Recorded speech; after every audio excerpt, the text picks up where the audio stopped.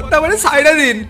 আমার আমার 7 কুলের এই একখান মাত্র জমি, এই জমি খাই নীল চাষে দিলি সারা বছর আমার বউ বাচ্চা নিয়ে অনাহারে মরতে হবে কর্তা।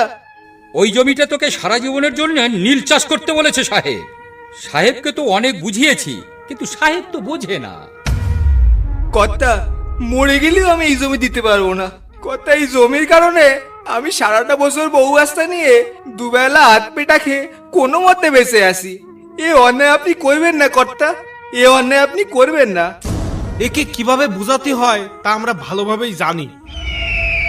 এই তোরা খাড়ায় খাড়ায় কি দেখতেছস? মার ব্যাটারে মার।